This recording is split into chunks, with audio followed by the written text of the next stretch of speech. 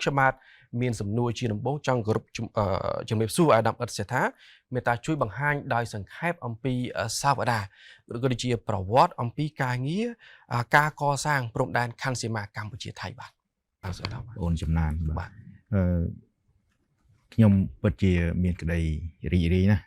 តែថ្ងៃនេះទូទស្សន៍ជាតិកម្ពុជាបានអនុញ្ញាតឲ្យពួកយើងខ្ញុំដែលជាអ្នកជំនាញខាងកិច្ចការព្រំដែនបានមកធ្វើការបំភ្លឺជូនប្រជាពលរដ្ឋយើងនៅកិច្ចការមួយចំនួនពាក់ព័ន្ធនឹងការងារខណ្ឌសីមារបស់បកគោព្រំដែនកម្ពុជាថៃនេះខ្ញុំសូមជម្រាបជូនថាព្រំដែនកម្ពុជាថៃនេះជាព្រំដែនអន្តរជាតិដែលបន្សល់ទុកមកតាំងពីជំនាន់អាណាព្យាបាលបារាំងហើយដែលបានកំណត់ដូចនៅក្នុងអនុសញ្ញាបារាំងសៀមឆ្នាំ1904និងសន្ធិសញ្ញាបារាំងសៀមឆ្នាំ1907អមជាមួយនឹងពិធីសារឆ្នាំ1907ជាមួយនឹងឯកសារដទៃទៀតដែលជាឯកសារពាក់ព័ន្ធនឹងអនុសញ្ញានេះដូចជាផែនទីដែលត្រូវបានផលិតឡើងជាលទ្ធផលនៃកិច្ចការងាររបស់គណៈកម្មការកំណត់ព្រំដែនឥណ្ឌូចិនសៀមក៏ដូចជាកំណត់ហេតុមួយចំនួនទៀតជាពិសេសគឺកំណត់ហេតុប្រជុំរបស់គណៈកម្មការកំណត់ព្រំដែនឥណ្ឌូចិនសៀមបាទឆ្នាំ1907 908និងកំណត់ហេតុគណៈកម្មការកំណត់ព្រំដែនឥណ្ឌូចិនសៀមនៅឆ្នាំ1908 1909និងកំណត់ហេតុរបស់គណៈកម្មការបោះបង្គោលព្រំដែនឥណ្ឌូចិនសៀមនៅឆ្នាំ1919 1920យើងបានឃើញបង្គោលទាំង74បង្គោលដែលបានបន្សល់ទុកមកទល់សប្តាហ៍ថ្ងៃនេះហើយដែលជាលទ្ធផលរបស់គណៈកម្មការបោះបង្គោលព្រំដែនឥណ្ឌូចិនសៀមនៅឆ្នាំ1919 1920ដោយសារកត្តាពេលវេលាជាង100ឆ្នាំមកហើយក៏មានកត្តាធម្មជាតិជាពិសេសគឺកត្តាសង្គ្រាមដែលអូសបន្លាយច្រើនទសវត្សរ៍មកនេះបានធ្វើឲ្យបង្គោលដែលបានបោះដោយគណៈកម្មការបោះបង្គោលព្រំដែនឥណ្ឌូចិនសៀមនៅឆ្នាំ1919និង1920នេះមានការខូចខាតហើយមានខ្លះបាត់បង់ទៅទៀតបាទដោយមើលឃើញពីហេតុការណ៍នេះទៅរាជរដ្ឋាភិបាលទាំងពីរគឺកម្ពុជាថៃបានព្រមព្រៀងគ្នា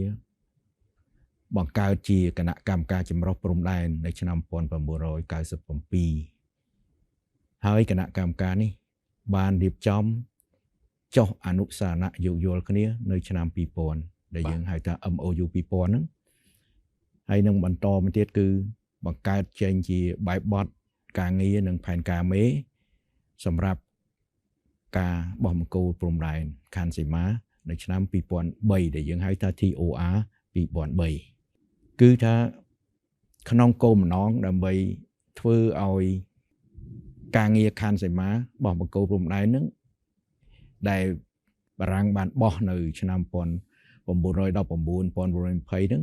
ឲ្យច្បាស់ឡើងវិញនៅលើដីជាក់ស្ដែងបាទលើដីជាក់ស្ដែងចាប់ពីឆ្នាំ2006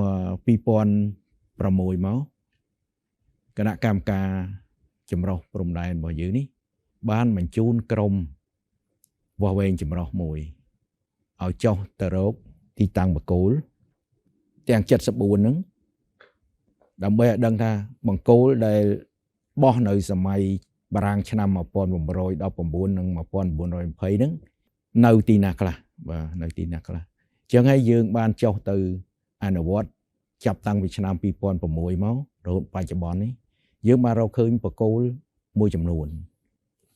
ទីតាំងរបស់វានៅកន្លែងពិតប្រាកដដូចក្នុងឆ្នាំ1919 1920អញ្ចឹងបាទប៉ុន្តែមានបង្គោលមួយចំនួនมันបានឯកភាពគ្នាទេអញ្ចឹងហើយការរុករកនេះនៅតែបន្តរហូតមកដល់សប្តាហ៍ថ្ងៃអញ្